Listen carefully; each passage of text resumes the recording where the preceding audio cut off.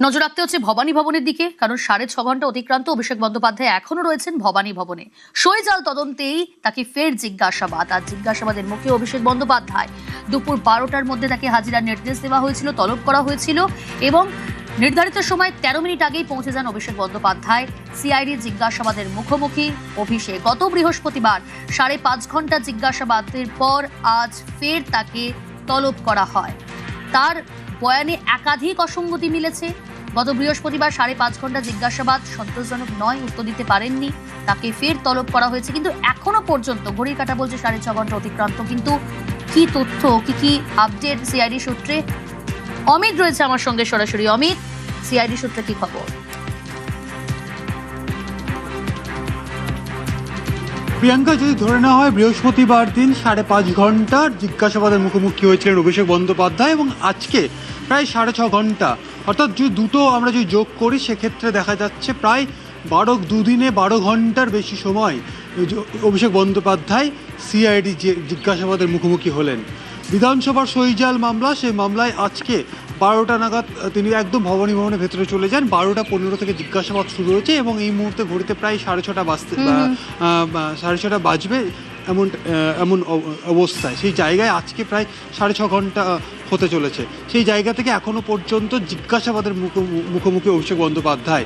DIG পদমর্যাদার officer, এসআইটির আধিকারিকরা তারা রয়েছেন এবং যে বিষয় বারবার উঠে আসছে, যেটা সিআইডি সূত্র থেকে যেটা দাবি করা হচ্ছে বা সিআইডি সূত্রে যেটা জানা যাচ্ছে, সেটি হচ্ছে 6 তারিখের যে বৈঠক, অর্থাৎ তৃণমূল কংগ্রেসের বিরোধী দলনেতা কে হবেন, চিফ হুইপ কে হবেন, 6 তারিখে যে বৈঠক হয়েছিল মমতা বন্দ্যোপাধ্যায়ের বাড়ির সংলগ্ন জোনে যে কেন্দ্রীয় কার্যালয় রয়েছে তৃণমূল কংগ্রেসের, সেখানে যে বৈঠক হয় সেই বৈঠকে 70 জন বিধায়কের উপস্থিত থাকার কথা ছিল এবং 70 জন বিধায়কের উপস্থিতিতে নাকি সিদ্ধান্ত নেওয়া হয়েছিল এবং 20 তারিখে একটি চিঠি পৌঁছে দেওয়া হয়েছিল বা একটি চিঠি পাঠানো হয়েছিল, যে চিঠিটি অভিষেক বন্দ্যোপাধ্যায় তৃণমূল কংগ্রেসের লেটার হেডে চিঠি প্রস্তুত করেন এবং চিঠি পাঠিয়েছিলেন বিধানসভার অধ্যক্ষের কাছে এবং তাদের দলীয় সিদ্ধান্তের কথা জানানো হয়েছিল, রেজুলেশনের কথা বলা হয়েছিল। কিন্তু 6 তারিখে কি আদেও রেজুলেশন বুকে সমস্ত কিছু লেখা হয়েছিল বা নোট নেওয়া হয়েছিল বা মিনিটস কি সেখানে লিপিবদ্ধ করা হয়েছিল? এই প্রশ্নই কিন্তু উঠছে এই জিজ্ঞাসাবাদ পর্বে, কারণ দুজন বিধায়ক। অবশ্যই তোমার কাছে আরো আপডেট নেব আগামী সময়।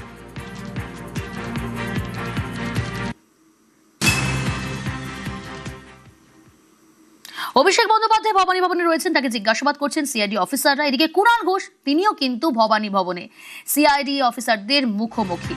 কিন্তু অভিষেক বন্দ্যোপাধ্যায় কুণাল ঘোষকে কি মুখোমুখি বসিয়ে জিজ্ঞাসাবাদের সম্ভাবনা? অনুপ রয়েছে, বিস্তারিত জানাবে। অনুপ, বিধানসভায় সই জালিয়াতি কাণ্ডে ইতিমধ্যেই কুণাল ঘোষ তাকে জিজ্ঞাসাবাদ করা হচ্ছে এবং অন্যদিকে অভিষেক বন্দ্যোপাধ্যায় তাকে জিজ্ঞাসাবাদ করেছে। দুজনকে এখনো পর্যন্ত আলাদা আলাদা জিজ্ঞাসাবাদ করা হচ্ছে। প্রথমে অভিষেক বন্দ্যোপাধ্যায় তাকে দীর্ঘ যে জিজ্ঞাসাবাদ করা হচ্ছিল, সিআইডির পক্ষে যে সিট গঠন করা হয়েছে, সিটের 5 জন আধিকারিক জিজ্ঞাসাবাদ করছিল।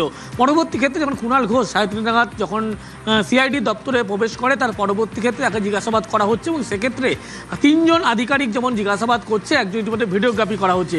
কুণাল ঘোষকে জিজ্ঞাসাবাদের কারণ মূলত এই যে বিধানসভায় সই জালিয়াতি কাণ্ড, এখানে কিন্তু বিধায়ক হিসাবে তিনি সই করেছিলেন এবং সেই সই কার্ড ছিল বারবার সিআইডির পক্ষ থেকে তার বাড়িতে গিয়েছিল, নোটিশ করা হয়েছিল, জিজ্ঞাসাবাদ করা হয়েছিল।